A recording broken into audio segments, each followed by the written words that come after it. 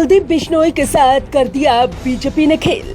ऐसा इसलिए कहा जा रहा है कि आए दिन खबर आती है कि कुलदीप बिश्नोई अदा कदा कभी भी बीजेपी में शामिल हो सकते हैं, लेकिन वो दिन नहीं आता जब कुलदीप बीजेपी में शामिल हो।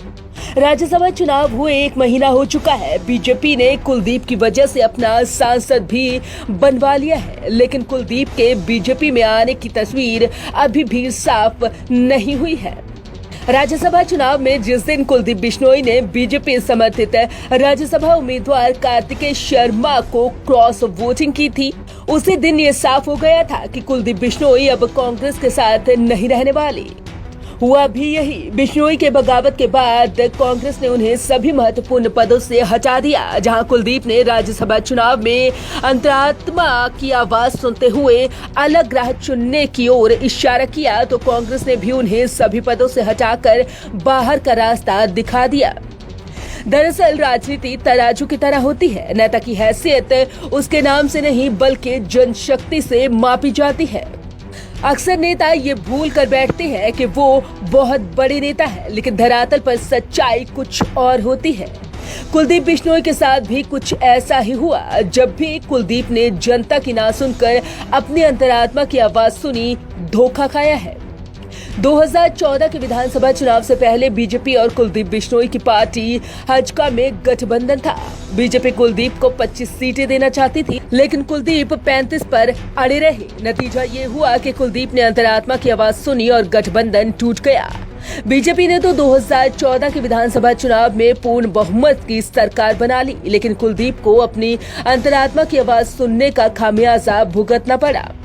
जहां चुनाव में उन्हें 2 सीट के भी लाल पड़ गए, इसलिए भी उन्होंने खुद को दोष न देते हुए बीजेपी को ही दोष दिया और एक बार फिर अलग राह चुनी और कांग्रेस में शामिल हो गए।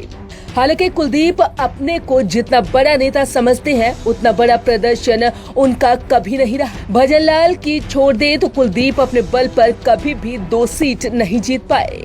2019 के चुनाव में तो वो अपनी ही सीट बचा पाए।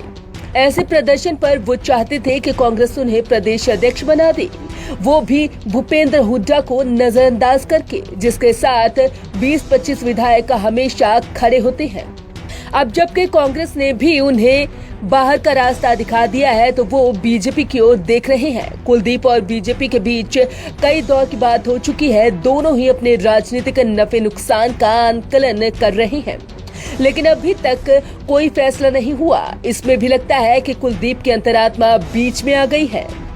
दरअसल बीजेपी सूत्रों की माने तो बीजेपी ने कुलदीप को फिर से चुनाव लड़ने को कहा है। वो चुनाव जीतते हैं तो सरकार में मंत्री भी बनाए जा सकते हैं, लेकिन कुलदीप की बीजेपी से और भी मांग है। वो चाहते हैं कि बीजेपी उन्हें अगले चुनावों में एक संसदीय सीट के लिए 4 से 5 विधानसभा सीट देने का वादा करे।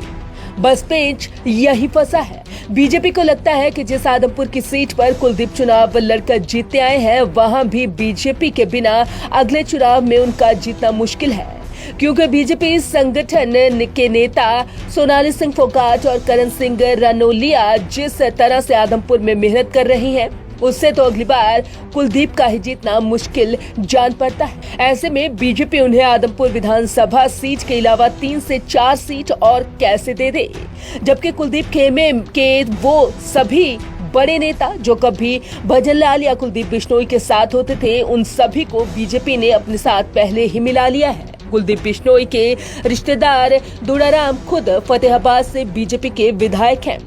वहीं हांसी से विनोद भयाना बीजेपी से मौजूदा समय से विधायक हैं, जो कभी कुलदीप के साथ हुआ करते थे।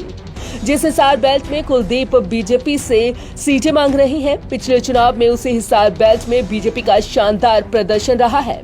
ऐसे में बीजेपी उन्हें 3 से 4 विधानसभा की सीट क्यों देगी? अब फैसला कुलदीप को ही करना होगा कि वो सियासी हकीकत को समझकर फैसला लेते हैं या फिर एक बार फिर अपने अंतरात्मा की आवाज सुनते हैं। ब्यूरो रिपोर्ट, सत्य खबर। सत्य, सटीक, बेबाक।